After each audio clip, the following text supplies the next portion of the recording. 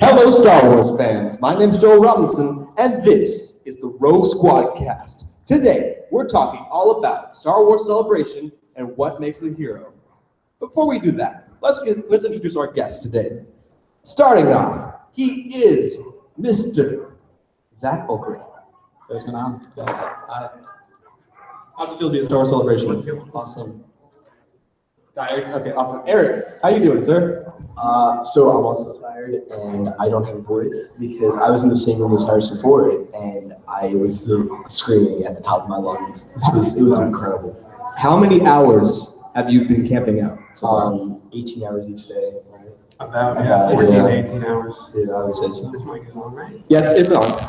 Yeah. Mr. Joe in the back. That was insane. Mr. Joe in the back, how you doing?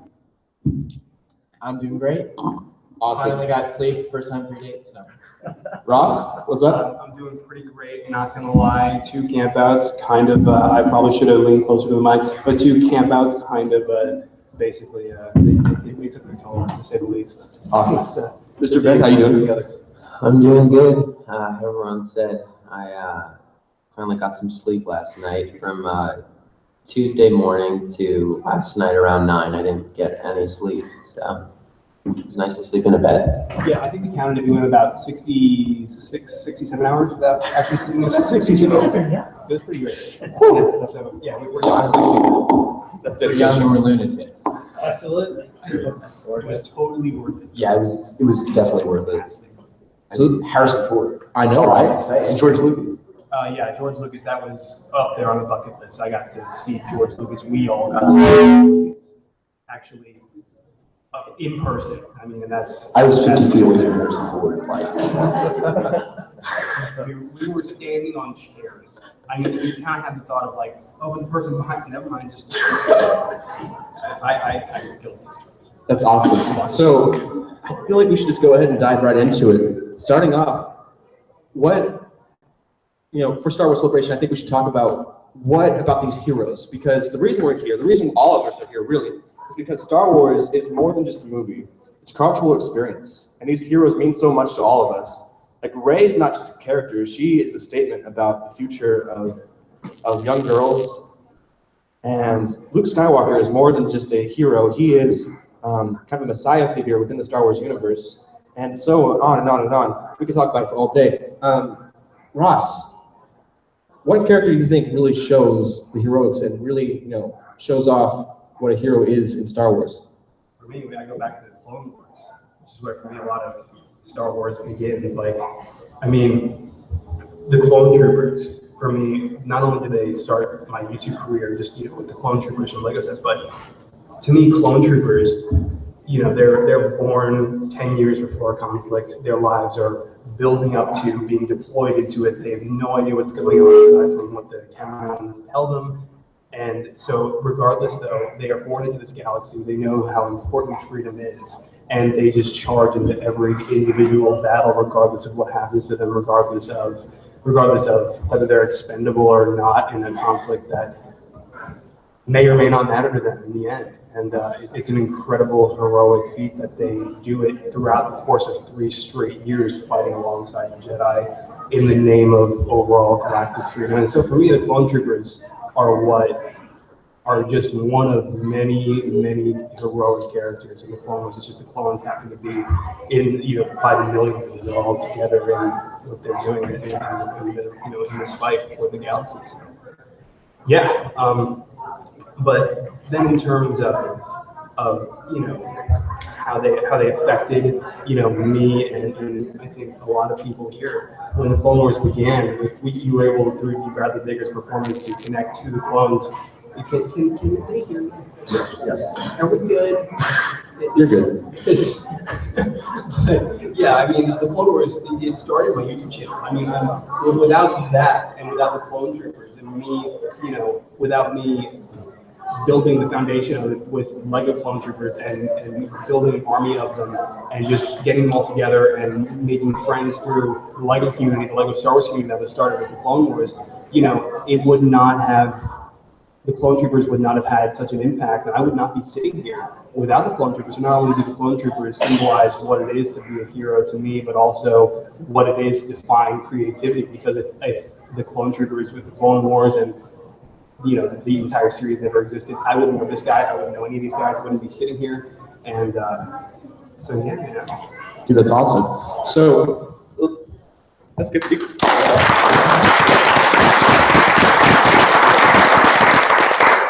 Mr. Eric, you had some opinions about some of the female leads of Star Wars, and of course Han Solo. Of course, yeah. So I think Ross, you also wanted to touch upon it with Ahsoka. But I mean, basically everything I want to say was covered by Calvin Kennedy, Ryan Johnson, and Mark Hamill in the past 24 hours. Nice. So, I mean, really it all started back 40 years ago with Princess Leia. I mean, you never had a female character like Princess Leia in anything. And it just changed the world of film forever. Because of her, Marvel probably does do Black Widow, Scarlet Witch, and then we have Rey, and then we have Padme, and then we have Ahsoka. Like, I could go on and on and on just because of Carrie Fisher, Princess Leia, and that's why we all are devastated over her ways.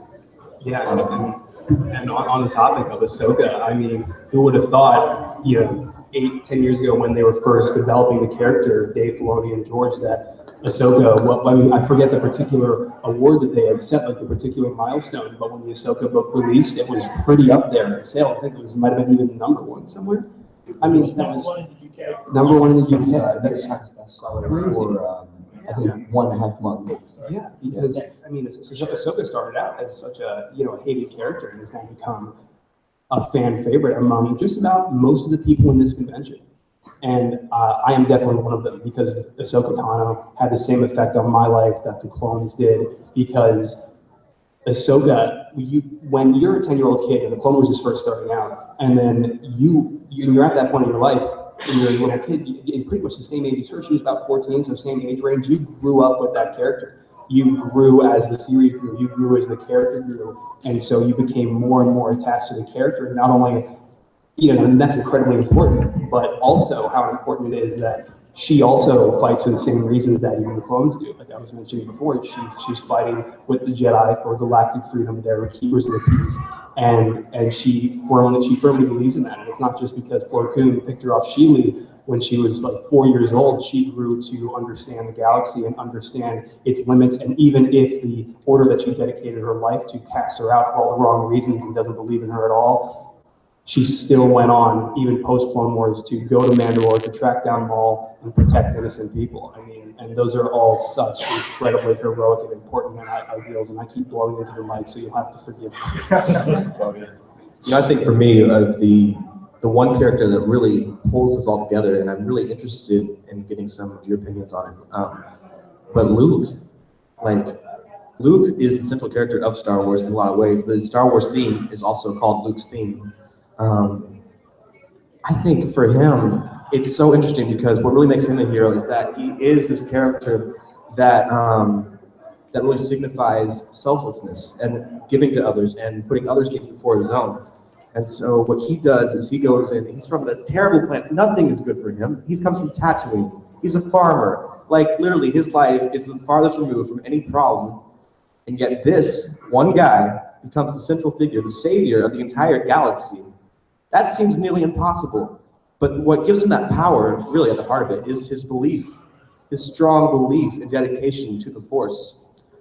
What makes Luke different than, I think, many of the other characters is that he feels so strongly about every cause he's involved in. And he puts everything into what he does. When he loves his friends, that's the top priority. And he goes and he does everything for them to try to save them, to try to do whatever he can to bring them, not only just save them from the Empire, but bring them to the light side, bring them farther into that goodness, into that purity. So I think it's really interesting for him, and I want to get some of your opinions on it because things are changing. So what's happening with The Last Jedi? What do you think? I don't know. He's very honest. Oh man. Well, I think it's been 30 years since Return of the Jedi, and 30 years, you think about it, it's a long time. I mean, what has he been doing in those 30 years? We don't know yet. Hopefully we will one day, but I think Luke has probably somewhere in those 30 years, after trying to rebuild the Order, to only have it torn down by Kylo Ren. I don't even think that would have been a deciding factor in giving up on rebuilding the Jedi Order, but the Jedi Order was never perfect. They never did everything the right way all the time. There were so many gray areas in what they did. They weren't just keepers of the peace, playing the black and white, good and evil. So I think he probably may have come across some pretty corrupt, some pretty corrupt texts maybe of what the Jedi Order did during the days of the Clone Wars and before. What hurt him the most, and I think that's why he went into exile, was the fact that he wasn't fair. Yeah. His dad. Mhm. Absolutely. Someone that came from his own bloodline. I think that's a good point because we like to think of the Jedi as these pure people who just were doing the right thing all the time. And that's not entirely true. They are complicated, they're human. But they're powerful. They are so powerful because of the Force that, oftentimes, we try to think of ourselves as these good people. But oftentimes we do a lot of things on this gray area of, some good, some bad, and somewhere in the middle. So let's say if the Jedi end, I want to give it to Eric. How could this be a good thing?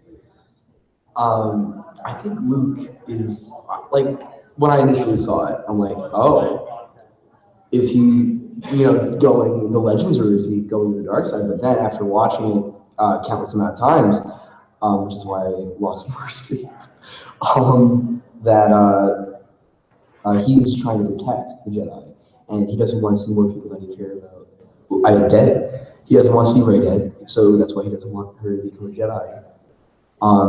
I mean, it does go both ways.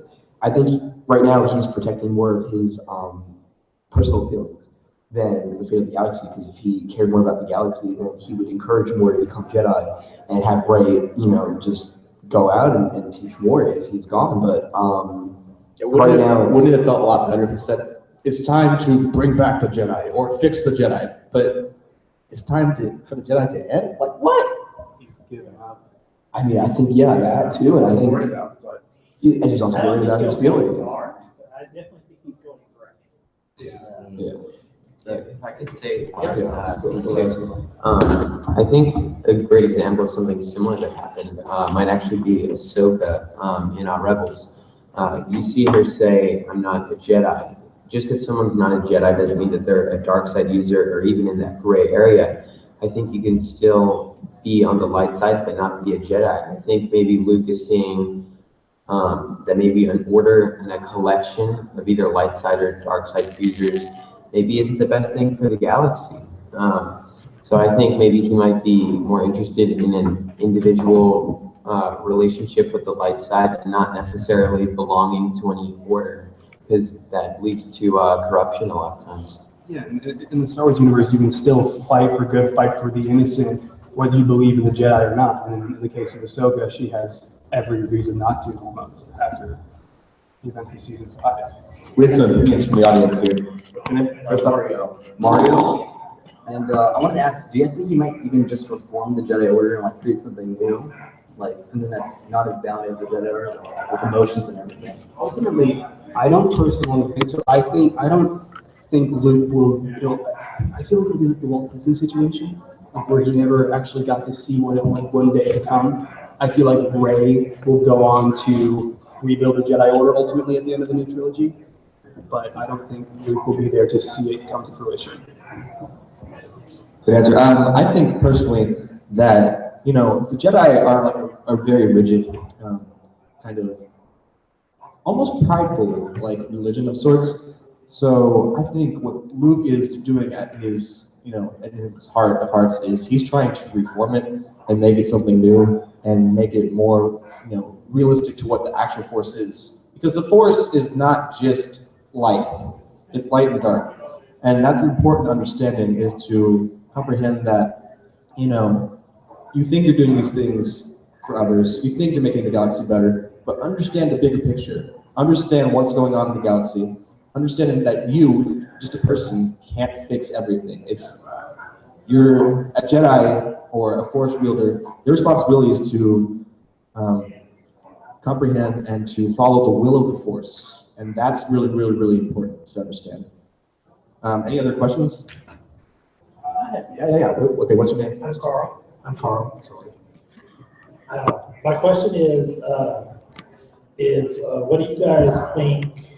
What did you think split the family apart? What do you think made Ben become Kylo Ren?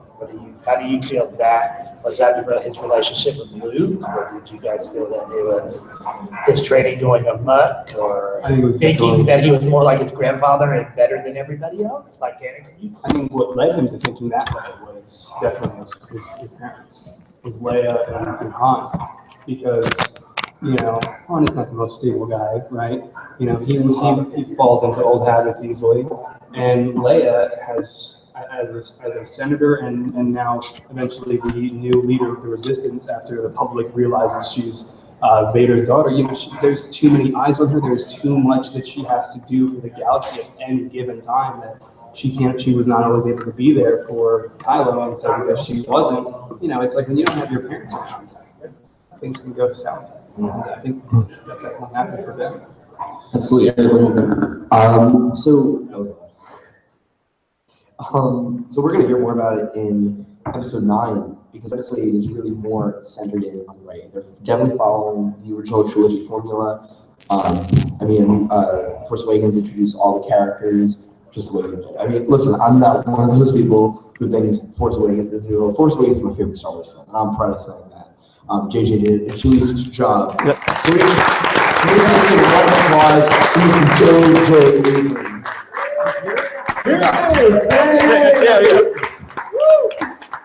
And all the cast and crew of the Force Awakens. Genius. But they're following the original trilogy formula, which I think is why everyone loves the Force. I mean, most people love the Force Awakens so much. And you had Empire centering in on Luke, and now we have Last Jedi centering in on Rey. And then episode 9 is going to be at the conclusion. You're going to learn more about Kylo. And I think Ross, you're totally right about his parents, and then also Snoke. Oh, yeah. You got to remember, Snoke saw the grandson of Darth Vader as just a vulnerable, force-sensitive, aspiring Jedi, and took advantage of that. And Kylo entered the Jedi Order. I mean, I know that's not like the whole story of that isn't confirmed, and we're looking into it more in episodes 8 and 9. But I don't know if it was Kylo single-handedly, but him and probably the Knights of Ren took down the entire Jedi Order, except for Luke, as far as we know. So, Do you guys think that Luke is the chosen one, or is it still Anakin? Absolutely not. I think Anakin Skywalker is 100% the chosen one, and was always meant to be. And even in whether you agree or not, it is said that Anakin would fulfill the prophecy and bring balance to the Force. He did so by killing Sheev Palpatine and throwing him down a reactor shaft in the Death Star, the second Death Star. And it's not to say that there can't be future chosen ones. It's not to say that there will never be another chosen one. It's to say that maybe Anakin was the chosen one for his time. He was created of the Force. Maybe the Force has created a line of people that can bring balance in each and every one of their individual generations. It doesn't have, maybe Luke is another chosen one, or Rey could be. yeah, I was about to say, my theory First. Yeah, my theory At for least. the past 2 years about Rey's career, which I know we're going to learn it in just a few short months, but I always believed that she was born the same way Anakin was born, a virgin birth, and that she is the new chosen one for her generation. One of the problems with that theory is the fact that she does remember her parents. Yeah, she is the So, well, Did she say parents plural? Because she did hug Leia with no dialogue as soon as she got off the Falcon. Okay, And they never met on screen as far as we know. yeah, but that is a true point. It was a weird reaction, and it could mean something. But I'm going to go back to what you said, because I think it's really important to understand from Return of the Jedi, even.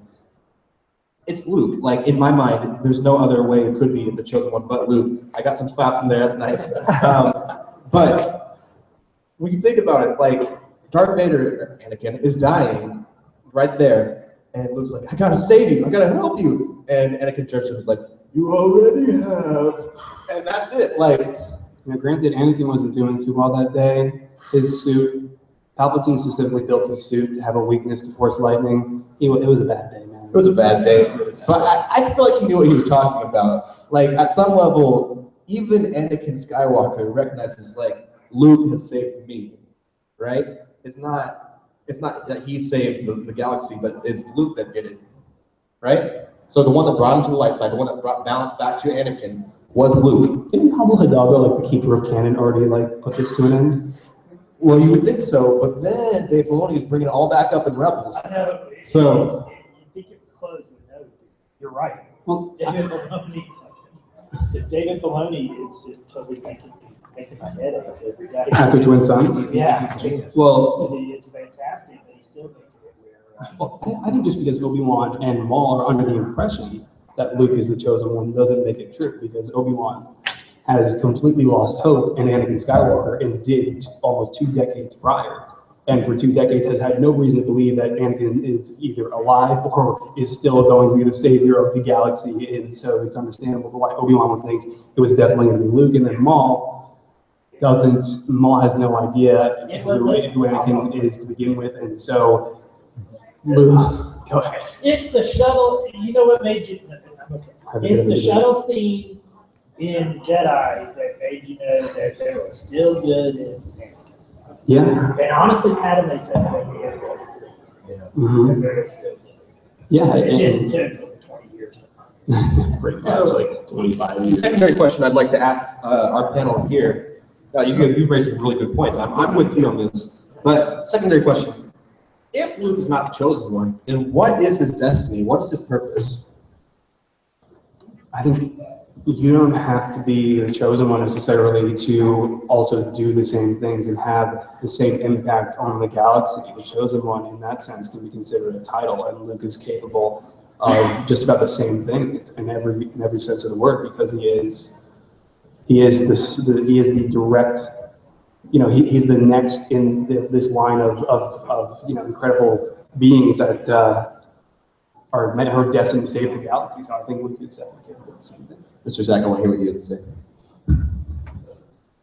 I mean, I think Luke's just there to bring Anakin back to the light side, because, without Luke being there, Anakin might not have turned back. It's true. I think that's a good point. Like, when you think about what he's doing, he is saving Anakin. He is like a messiah figure to Anakin. Yeah, I mean, at the end of the day, Anakin turns because he sees his son being tortured by his master, and he turns back to the light side just out of pure love for his son. Yeah, that's great. Any other questions from the audience? Anyone got some thoughts? Yeah, I see you thinking. Yeah. What's your name? Dulo. I actually want to make a kind of a spin off a little bit. I was thinking about the trailer, episode 8, and I noticed there's a shot where there's some rebel ships kind of running on the sand, and I see one of the ships sort of crash, and this red mist kind of spews out. It seems like it's blood almost, but not quite. Yeah. And it reminds me in the Force Awakens, where you have the Force Orbs, all the machinery, and the ships are all nice and new and crisp and powerful. And the Resistance, they have really cool ships like we used to in episode 4, but it's all old-fashioned. So you can tell that the Resistance are like scraping the bottom of the barrel. They're pretty much on thin ice, And since the Force Order blew up the Republic, this is like the last shot. It's pretty much everything's on the line here. I was seeing Poe and BB-8 run and the ships exploding, so it's like a last-ditch effort. They're trying to save whatever is left in the galaxy. So that's what I got from the trailer, though. So Yeah, that's awesome. So. Dude, the cinematography in that Last Jedi trailer was like I've never seen it. Like the first shot when it looked like it was starting in space and then it was really the rocks on Acto. I've never seen cinematography like that in any film. the shot overlooking the Can we just give a round of applause for Ryan Johnson?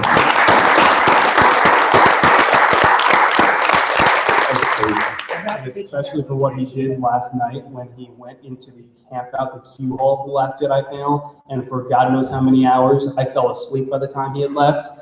He signed for everyone in the room who was willing to line up. That was pretty cool. The guy's just so great and so genuine. He's so unbelievably talented. Zach, can you tell us the story of how you got him to pose with the Rogue Squadcast photo? I think that's hilarious. Yeah, so I was waiting in line to get another picture with him, and Eric brought over the business card in and wanted me to get a picture with him. So I handed it to him, and he thought it was just Rogue Squadron. So as he's reading the card more, he goes, "Wait, are you advertising your own podcast?" I'm like, "Possibly." He's like, "You sneaky little," and then he didn't say the rest of it. But, I have a question. and Who's he in the photo? He's holding up the poster. Is he pointing at you? Is that Yeah. Who is he pointing to? he's pointing at me. Oh, so you are on his right. Yeah. Okay. You snapped that photo so fast because he's like, oh, you. Yeah, the thing was, I gave it to Zach because I already met him twice. I didn't want to, and I gave him a Rogue Squadcast, and I forgot to ask him to pose with it. I didn't want to sound greedy and give him another one and ask him again. So Zach did me a favor here, which was funny. But no, I got a selfie with Ryan Johnson. Yeah, joke. We all have selfies with Ryan Johnson. He signed my badge. He signed my Last Jedi T-shirt, all personalized. It was amazing. Poor Joe got like a giant arm in the middle of his photo. It's like his face, arm, Ryan Johnson. And I was like, oh no. You know, when you look at the picture, you really don't see the arm, especially for me, because Especially when you. it's a blessing in itself. So I'm not bothered. Photoshop. Oh yeah. I just I have to just thank Ryan because I honestly, off the top of my head, can't think of a single director, actor, anyone that would go through. He came in on the microphone and he said, "Every single person in here, if you want it, you can get a picture and an autograph," and that's just unbelievably kind. And I think Ross said this. What was that now? 2 nights ago. Is that every single person that was in that hall now has a story and a wonderful memory that they can take away, and that's all credit to him. So I mean, just a massive thank you to him. He really made everyone.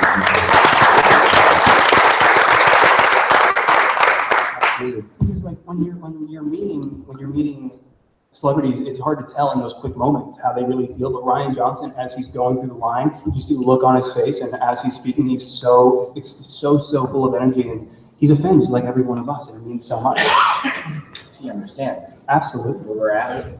So in our closing, like last 5 minutes. We have like 10 minutes, I would say. Yeah. I don't want to rush it. Let's. This is fun. Yeah, no, it's awesome. That's why I want to say, let's go through and try to predict the future. I want to see what you guys think is happening. Where are we going? The Last Jedi, and beyond that. Like, what's happening next? So, I mean, I think Rey is going to build the Jedi Order. I think those are intentions. Regardless of what Luke wants her to do, I think she's going to stand her own ground and decide for herself. And I think that's what she knows is best for the galaxy, and that's why I think she is, like, going back to the whole chosen one thing.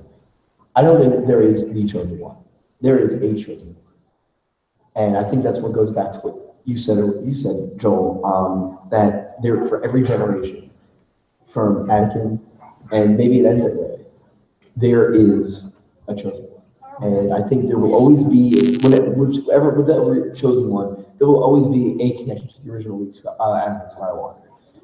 So, listen, I'm not gonna go into the whole Rey's parent speculation and Snoke theories. But theory sucks. Exactly, your Snoke theory sucks. What is it? Can someone tell me where those like blue, light and blue text cards come from? Steel Wars he has their website. Through makingstarwars.net, you can purchase those. And he's also giving them out celebration. So if you see a guy with a shirt that says Steel Wars, just ask him for stickers that say your Snoke theory sucks. All right. Anyway, that was a full-on plug there. But personally, I would be pretty surprised if Snoke did make it through the sequel trilogy. I do think Rey will ultimately, if she agrees with the Jedi Order, rebuild the Jedi Order, if not some sort of organization for overall galactic peace. I'm guessing someone is not going to make it out. I have no idea who that might be. Honestly, we just saw the trailer twice in the room yesterday at the panel. We have not had the chance to really think about all of this. But those are the two number one takeaways that I have from this overall sequel trilogy speculation. So Finn is alive. His chamber reads stable in Arabic. Really? Yeah, someone translated online. I didn't even see the airbrush. I was just watching them just like, still alive. And there are 3 hidden dialogues in it. You hear the first one, I think it's the first one, when there's a shot of Leia from behind, you hear "Help me, Obi-Wan Kenobi," and then when Rey, I think it's Rey, is in the temple looking at the Jedi Order book, you hear Yoda say, "The Force surrounds us, binds us, and penetrates us." And when you see Darth Vader's now completely destroyed helmet, you hear his breathing, and you hear Ben Kenobi say, he was seduced by the dark side. Yeah, I think the main thing that's about to happen, and this could be huge, is the Force is awakening, and no one's really thought about what that means. So, what I'm thinking, I'm seeing the threads up between Rogue One, even going all the way back then with the will of the Force, and the Force is doing something. Now the Force is here, and maybe it's time for not just the Jedi to happen, but to everyone to happen, and maybe not just in the ways that you have all these magical powers that you can make lightning come out your hands and all that jazz. But from just the way that Lyra even had that connection with the nature, maybe it's not just for this one group of people anymore, but it's for anyone who has belief in it. And that would be huge, not just for people with high midichlorian counts and all that jazz, but for anyone. And I think that's really what I see getting ready to happen in Last Jedi and into Episode 9. So going from that, guys, thank you all so much for watching. Next up, we're going to be doing some giveaways. Give it up for these people on the panel. And as always,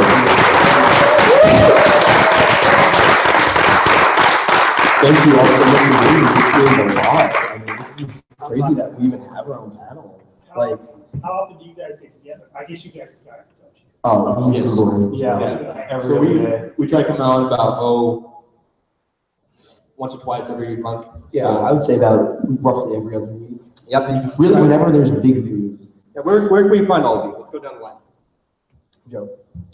I am on YouTube. I am 111 Brick Reviews 111. I'm also on Twitter and Instagram. I think on the same handle. So I'll just make it pretty simple. Just go on Google, type in Lego MGF, and just about every social media page that you need to find will be right there. And I make all kinds of pretty cool custom Lego minifigures, and it's pretty cool stuff. Can we just type in Ross and see what happens? Well, you might be bringing up a particular department store, but I think that could work if you went to like page 15. But yeah, no, Lego MGF will do just fine. Or just custom Lego minifigures, you should be with that too. You can find me Twitter and Instagram at benholden2000.